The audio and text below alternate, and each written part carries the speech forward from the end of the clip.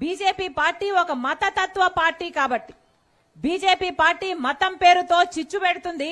ఆ మంటలో చలిగాచుకునే party BJP party. BJP పార్టీకి తెలిసిన రాజకీయం వల్ల ఒక మతాన్ని అవమానించాలి, ఇంకో మతాన్ని రెచ్చగొట్టాలి. ఇదే బీజేపీకి తెలిసిన రాజకీయం. కానీ రాజశేఖర రెడ్డి గారు ఈ బీజేపీ పార్టీని అడుగడుగునా వ్యతిరేకిస్తూనే వచ్చారు.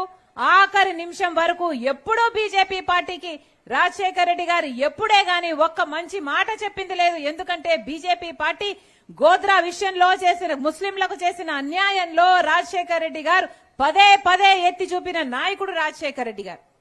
కానీ రాజశేఖర రెడ్డి గారి కొడుకు జగన్మోహన్ రెడ్డి గారు, మరి జగన్మోహన్ రెడ్డి గారు బీజేపీ పార్టీకి ఎందుకు బానిస అయ్యారో జగన్మోహన్ రెడ్డి గారు ముస్లిం సోదరులకు సమాధానం చెప్పాల్సిన అవసరం ఉందా లేదా?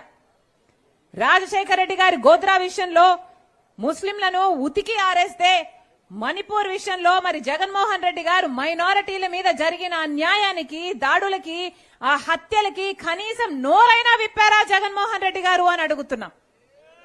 మరి జగన్మోహన్ రెడ్డి గారు రాజశేఖర రెడ్డి గారు ఆశయాలను కాపాడుతున్న వాడు ఎలా అవుతాడు? రాజశేఖర రెడ్డి గారి వారసులు అని చెప్పుకుంటున్న జగన్మోహన్ రెడ్డి గారు మరి కనీసం రాజశేఖర రెడ్డి గారి మాటకు కూడా ఆయన విలువగా ఇవ్వకపోతే మరి రాజశేఖర రెడ్డి గారి ఆశయాలను నిలబెట్టిన వాడు అవుతాడో లేదో జగన్మోహన్ రెడ్డి గారు, ముస్లిం భాయో బహనో సబ్కు సోచనా చాహియే.